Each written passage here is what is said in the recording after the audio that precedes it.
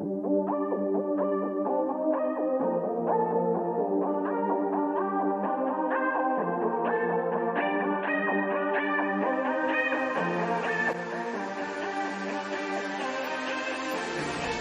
so very delighted to see you here today.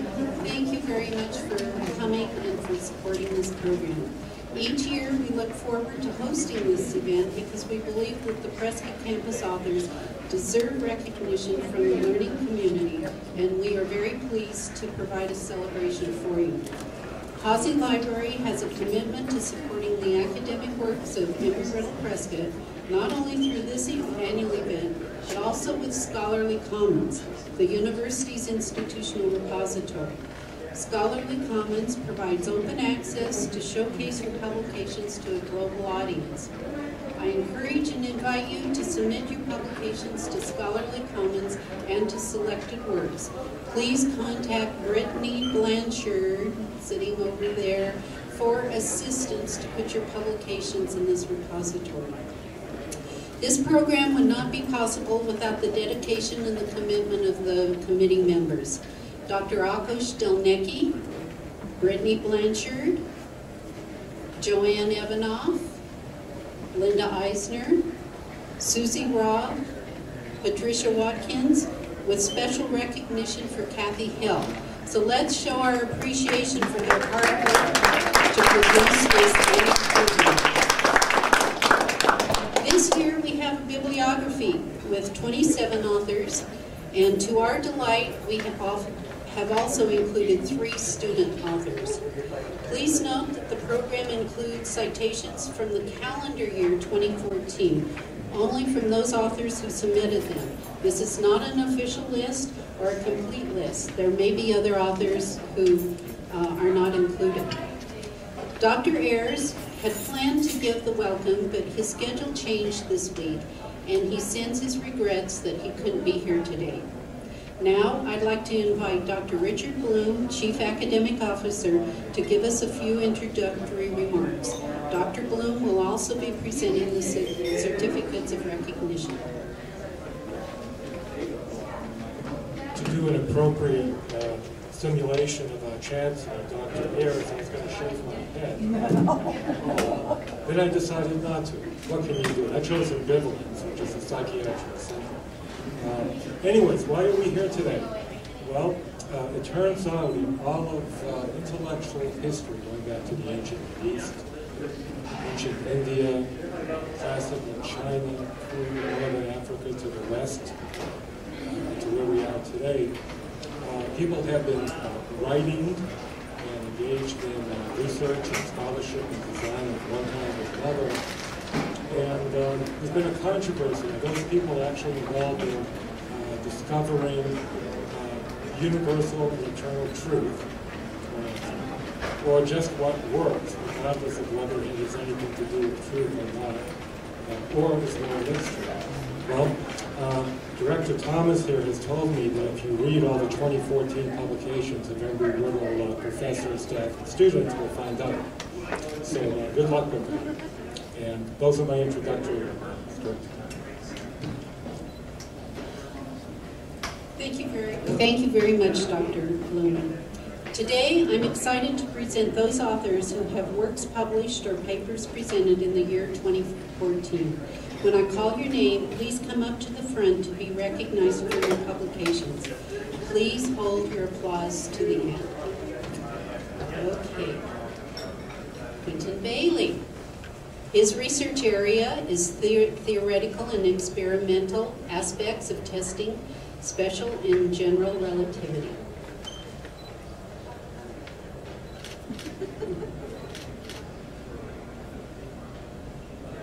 Thank you, Dr. Bailey.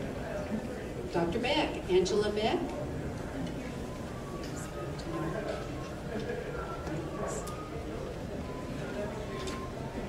Dr. Bloom. Thank you so much. Did it all myself. Just have a multiple personality. Anyways, to be continued. Okay, his research areas are aviation intelligence defense and security systems, profiling, terrorism, anti-terrorism, counterterrorism, threat, vulnerability, and risk assessment, intelligence collection and analysis, personnel security, the psychology of information warfare. Dean Brent Bowen was not able to come today, so Dr. Aaron Bowen will accept on his behalf. His area of research is measurement of airline operational performance and quality, collegiate aviation education and scholarship, and research methods in aviation. Dr. Aaron Bowen. Even at my age, there's nothing tricky going on. Her area of research is industrial psychology and safety, aviation psychology, safety culture, statistical research, method, and assessment methods in safety. Leanne Chen, I don't see her. Thomas Field, don't see him. Jonathan Gallimore.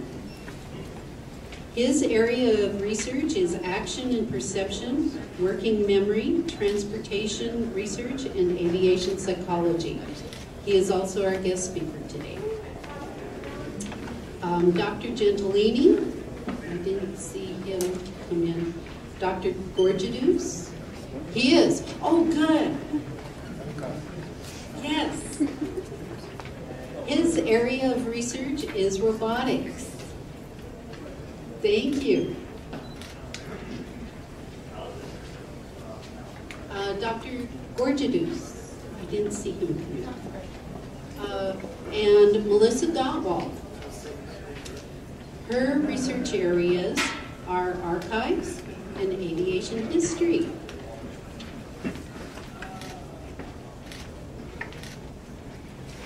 Thank you, Melissa.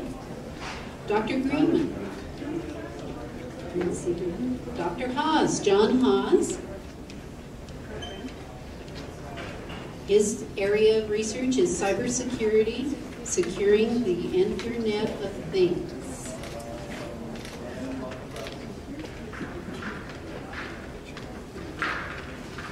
James Heldling. Dr. Eisenberg. I think I saw. Okay.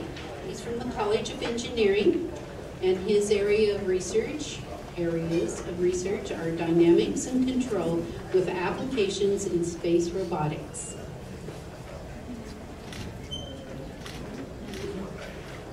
Thank you.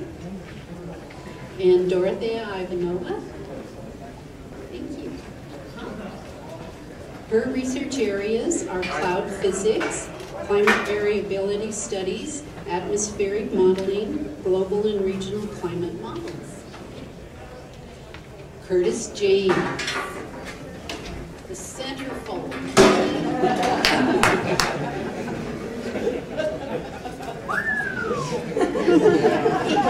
He was the one who pointed that out.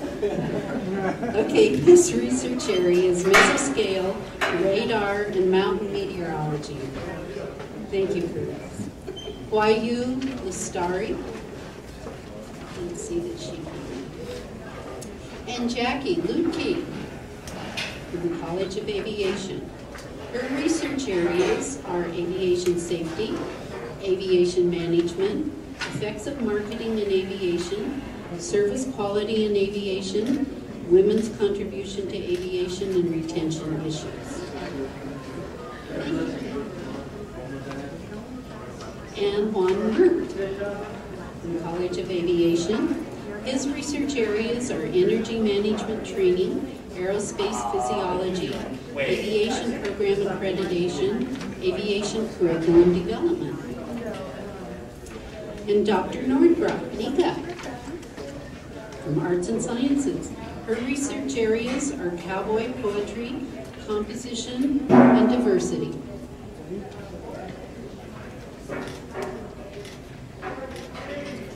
Congratulations. Dr. Nordstrom. I did not see him come in. Is he here, Brian? No. Susie Roth from the library is not here today. Lance Traub. Okay. Patricia Watkins from Hazy Library and Learning Center.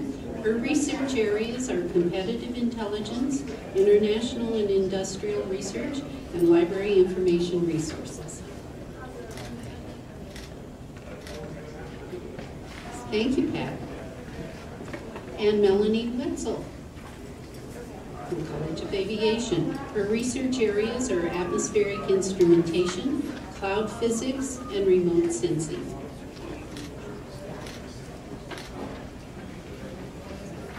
Thank you, Melanie. And Hong Zhang. Okay, she's not here today. And then we have 3 student contributions. Michelle Bennett, Blair. Oh, Michelle is here? Yes. Good. Well, we aren't supposed to stand it. I'm just so pleased.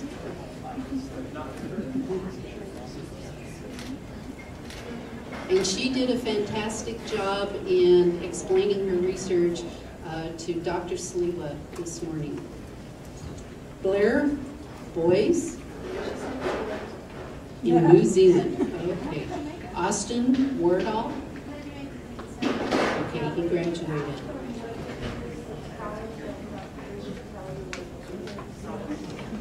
So, let's give our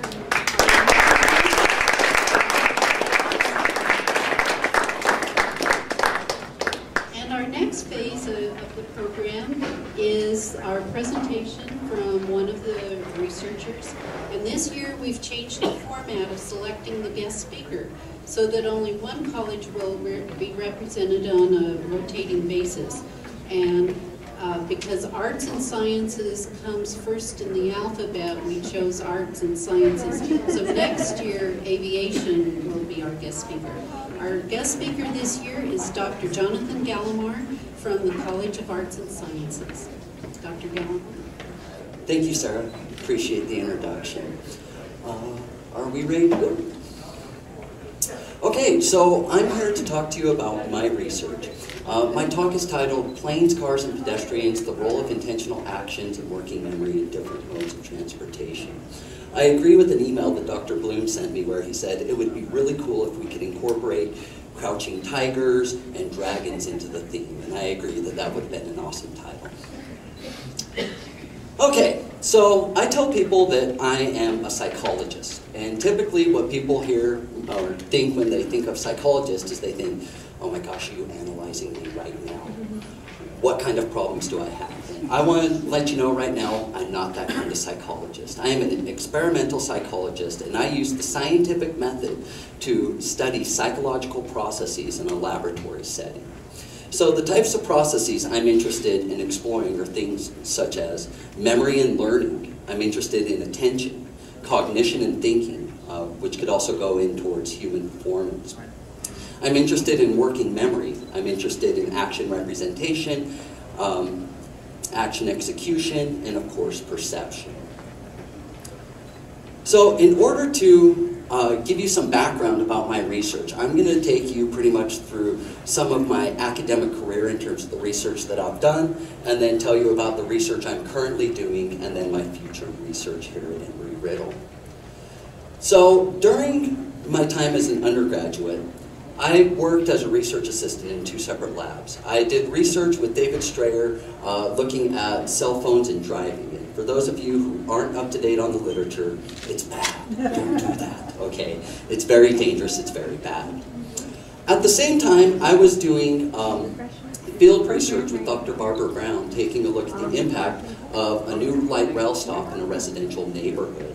And so we were interested in things like physical activity, walkability. So when it came time to do my senior thesis, I thought, well, why not take pieces from both of these different labs and combine them into one project, right? Pedestrians on cell phones. So I examined pretty much the impact of using the cell phones on pedestrians. And one of the things I ended up finding with this research project is that when pedestrians were on their cell phones, it took them longer to complete the walking paths than when they were walking without a cell phone, when they were just walking by themselves. This is very similar to the findings in the cell phone and driving literature, where people slow down when they're on their cell phone and increase their following distance. After my participants were done with their walking path, I went ahead and had them do a surprise recognition test, where I showed them pictures of places where they may or may have not been from their walks. And their task was basically to pick which of the 4 slides they recognized. I showed participants about 30 slides, and this too also showed a difference between those that used the cell phone and those that did not. Those that used the cell phone recognized fewer places they had been compared to those that did not use the cell phone. For my master's thesis, I kind of went on the walkability track, no pun intended. So I was taking a look at a standard suburban community, and I was interested in 5th graders walking to school. So I compared a community where the majority of the students were bused to a new urban community where the majority of the students walked. It's interesting to note that both of these communities shared a district boundary. So if you lived on one side of the street, you went to the walkable school. If you lived on the other side of the street, you went to the school where everybody was bused.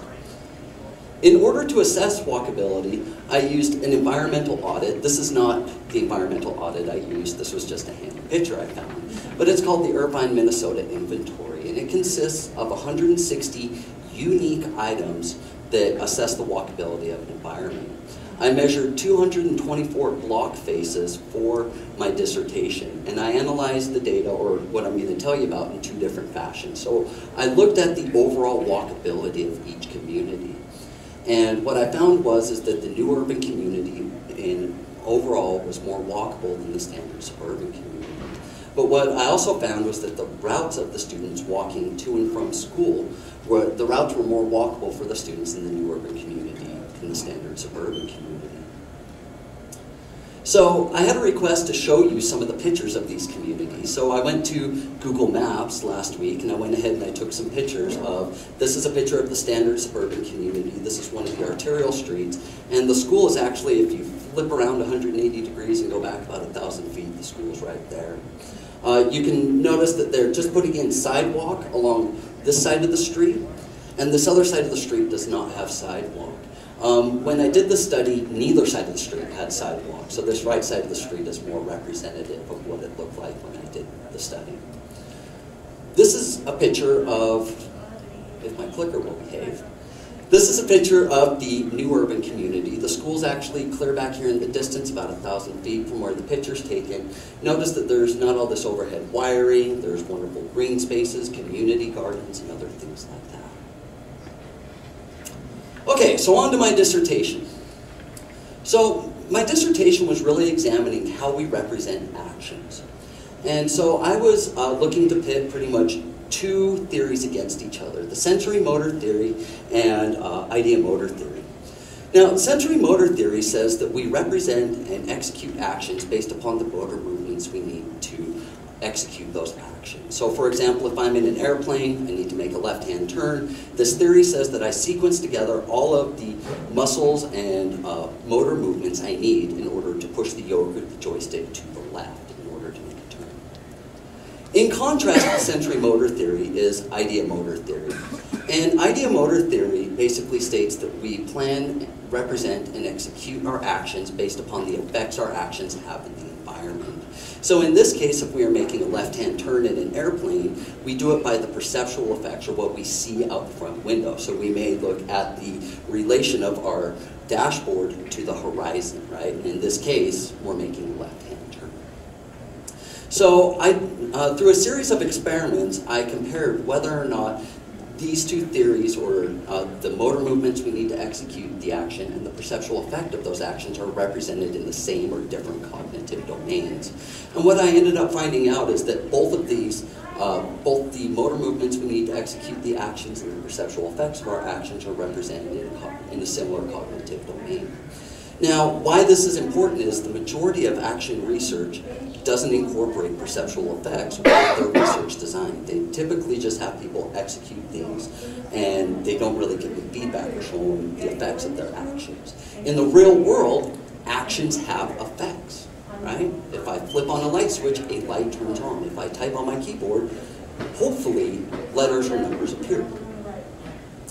So my dissertation was really a simplified version of an experiment my mentor was doing for the Air Force, where basically the setup is something like this. So imagine that you are a fighter pilot, and you have a mission where you're going to fly out to this building, and you're going to fly to the left and up around this building. And as you get closer to this building, you're about ready to execute your action plan or your mission, and right as you get up there, you're targeted by anti-aircraft missiles. And so you need to do an evasive maneuver. Your airplane is smart, it tells you you're targeted, and so you need to either drop chaff or drop flare in order to avoid being hit by this missile. So the theories on action control suggest that if this intervening action uses something like a left movement, and I'm planning to do a left movement, this intervening action should be delayed. Now the delay is not huge. In normal everyday life, we wouldn't notice this delay. It's on the order of about 50 milliseconds. But in an aviation environment, every millisecond counts. So I'm actually looking at continuing this research for my mentor. I actually have it set up over in RASC-2, and I'm just jumping through the IRB hurdles in order to move forward with this research project. All right, so let's talk about some of the research I have been doing at Embry-Riddle. I've been here for a couple semesters, but yes, I have been doing a lot of research in my time here. So one of the first research projects was a poster I presented with Professor Perry here up at AirCon. I'll give you a little bit more details about what true core simulations is in a few slides when I get to that research project as well. Dr. Bowen and I, we mentored 3 of our students for AirCon. One of our students was Miguel Diaz here, whose poster on liquid explosives got 2nd place in the graduate student poster competition. Our undergraduate student, Emilio Navarrete, also presented. He's been at Embry-Riddle about as long as I have, about 2 semesters. And his poster placed 2nd in the undergraduate poster competition as well. Aaron and I also mentored Priyanka, and Priyanka's poster on biofuels and aviation came in 3rd in the graduate research poster competition. Currently, this semester, I'm working on an evaluation of true core simulations with the Dean of Aviation here, Brent Bowen, and Aaron Bowen, and Jenna Perry. And basically, true core simulations is designed to provide this kind of bridge, right? So we learn about aviation-related concepts in ground school, and then there's this giant gap, and then students go out to fly. And so true core simulations is designed to bridge this gap between the knowledge that we learned in ground school and applying it in an aviation environment.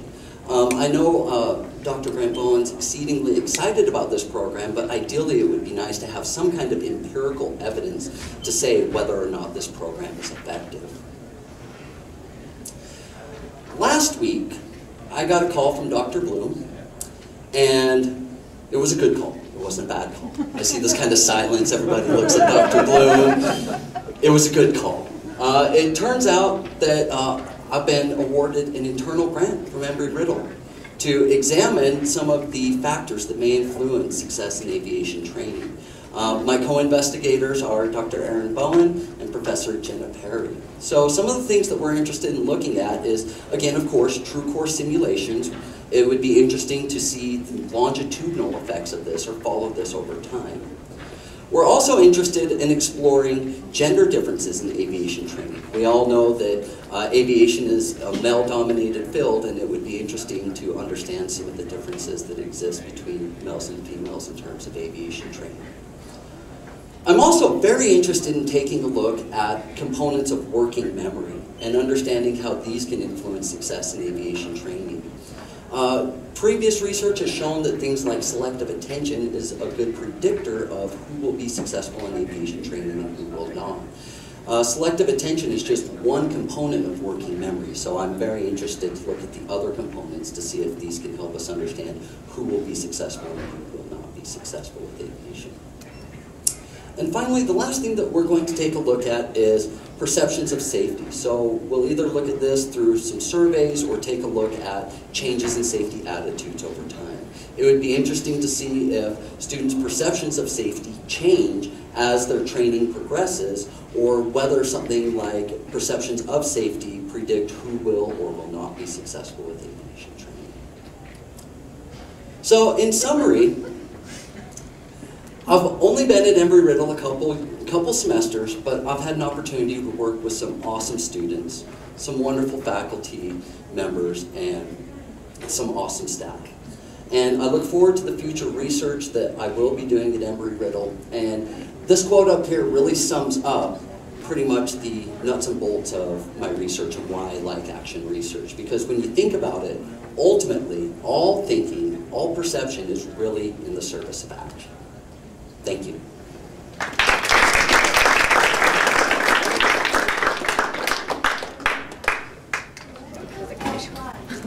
It's definitely more in the applied realm, and one of the slides I had to cut actually talked about the applied aspects of research. So one of the things that we find with research is that there's a lot of great ideas, there's a lot of wonderful findings, but what I would like to be able to do is take those findings and see whether or not they can actually apply to real-world settings. So for example, the decision-making experiment in aviation that I have set up in RASC-2 is actually looking at that very thing. It's taking a look at ecological. Yes, sir. Could you please explain the concepts of selective attention a little bit more and how we can combat that condition in our students? The second part is going to be a little bit difficult. If I knew that, I could probably write a book and be building my own RASC-3. So selective attention can really be illustrated in something called the cocktail party phenomenon. So you may have had this experience before where you are at some gathering, you are doing something else, you're talking with a group of people, and off across the room, you hear curse. And so you turn and you orient, and you look to say, who said my name? So that ability to selectively pick out information such as your name is a function of selective attention. So that's actually called the cocktail party phenomenon. How to use this to our advantage with students, like I said, that's the million-dollar question. I wish I knew. What's that? Randomly speak their name. Randomly try their name. Yeah, I wish I knew. I'm sorry.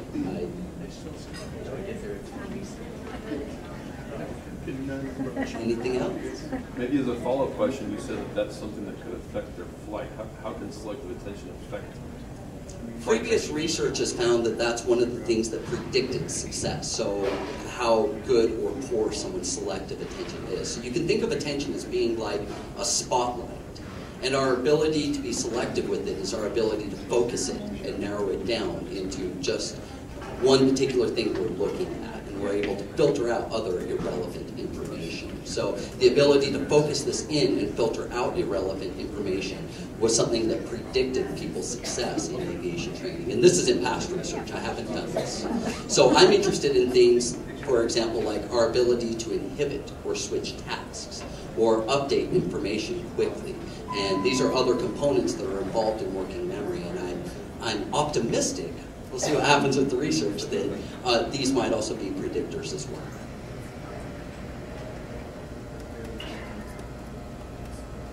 Oh, yes, sir. Can you help me explain selective hearing to my wife? I was going to joke with you and start and say, oh, what? But, so with selective hearing, if I'm hearing you correctly, you're saying you attend to some things but not to others. So in some ways that could also be considered an attentional issue as well. So it could have to do with attention allocation. So when we are focused in one particular area or thinking about one particular thing, the information can actually enter in, it can be transduced, come up to the brain, but it doesn't get cognitively processed. This is very similar to a phenomenon that we see with the cell phone and driving literature called inattentional blindness, where people literally look at objects and then don't recognize seeing them later. So, thank you, I tried. Some more? Yes, Dr. Bloom. Given what's been in the news lately about psychological screening of people who fly commercial airlines, does this have any ramifications for certain cognitive processes that would be going to evaluate before anybody goes to training? Well, Ideally, in an ideal world, if I'm able to get perfect fit and be able to predict everything with 100% accuracy, I would say yes. But part of the problem with a lot of this research, as well as the diagnostic tests, is the majority of them deal in probability. So I can tell someone maybe the likelihood that they may or may not be successful, but that doesn't mean that they couldn't be successful regardless of the likelihood or probability. So that's kind of geared towards most people or the majority of people. So I would be very wary to tell someone, I'm sorry, you scored low on selective attention. Sorry, you can't fly. Because I really don't think that that is the sole determinant in it. People are different as individuals, and I think that that's important. So the follow-up question would be, if you're developing a battery, which would include pure mental health issues, cognitive issues, affective issues, motivational issues, could this be part of it? Yeah, I think that this could be part of it, but I'm just always a little weary of using something like a test to determine who keeps their job or who doesn't get hired, because again, it's in likelihood. But yes, these types of things could definitely be included in it. You bet. Some more? Trying to not to neglect this side of the room again.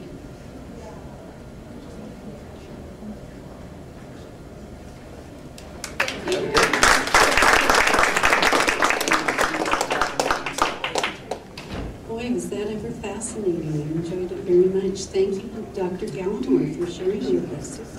This concludes the program, and thank you so much for coming and for your scholarly activities, which enrich the entire learning community. And let's have another round of applause to recognize our recipients.